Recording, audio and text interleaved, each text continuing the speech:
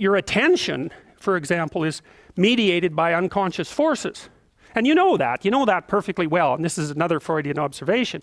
You know, if you're sitting down to study, for example, your conscious intent is to study. But you know perfectly well that all sorts of distraction fantasies are going to enter the theater of your imagination non-stop and annoyingly. And there isn't really a lot you can do about that except maybe wait it out. You know, so you'll be sitting there reading and your attention will flicker away. You'll think about, I don't know, maybe you want to watch Jane the Virgin on Netflix or something like that. Or maybe it's time to have a peanut butter sandwich, or you should get the dust bunnies out from underneath the bed, or it's time to go outside and have a cigarette, or maybe it's time for a cup of coffee. Or it's like all these subsystems in you that would like something aren't very happy just to sit there while you read this thing that you're actually bored by. And so they pop up and try to take control of your perceptions and your actions non-stop. Maybe you think, well, this is a stupid course anyways. Why do I have to read this damn paper? And what am I doing in university? And what's the point of life? It's like you can really get going if you're trying to avoid doing your homework. And then you might think, well, what is it in you that's trying to avoid? Because after all, you took the damn course and you told yourself to sit down.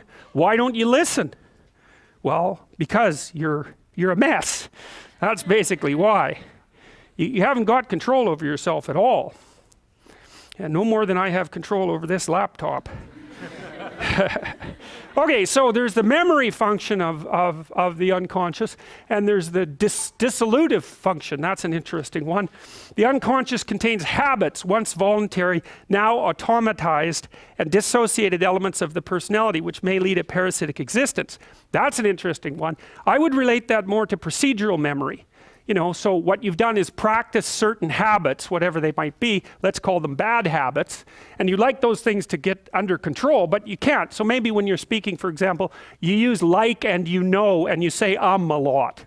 And you've practiced that, so you're really good at it. And you'd like to stop it, but you don't get to, because you've built that little machine right into your being, right? It's neurologically wired, and it's not under conscious control. And anything you practice becomes that.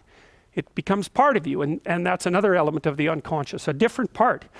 And then there's a creative part, which is that, well, you know, you're sitting around and maybe you're trying to write something, or maybe you want to produce a piece of art or a piece of music, or maybe you're just laying in bed dreaming and you have all these weird ideas, and especially in dreams, it's like, where do those things come from?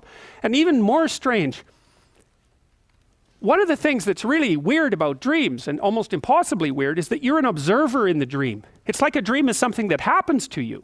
Well, you're dreaming it, theoretically, so how is it that you can be an observer? It's almost like you're watching a video game or a movie, but you're producing it, at least in principle, although the psychoanalysts would say, well, no, not exactly. Your ego isn't producing it, your unconscious is producing it. It's a different thing. It's a different thing. And of course, Jung would say, well, it's deeper than that. The collective unconscious might be producing it. It's in some sense, it isn't you exactly, or it isn't the you that you think of when you think of you. And that's the ego from the Freudian perspective, the you that you identify with. That's the ego. And outside of that is the unconscious. The id, that's more the place of impulses. And you could think about those as the biological subsystems that can derail your thinking, right? And that govern things like hunger and sex and aggression and your basic instincts is another way of putting it.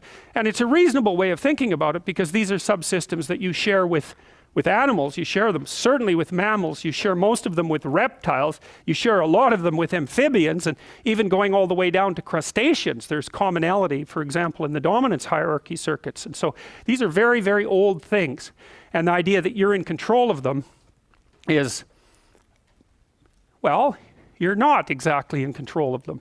And I would say the less integrated you are, the less you're in control of them, and the more they're in control of you. And that can get really out of hand. You know, you can be like with people who have obsessive compulsive disorder, for example, which seems to be, I would say, the dissolutive elements in some sense of the unconscious, the way that it's portrayed here.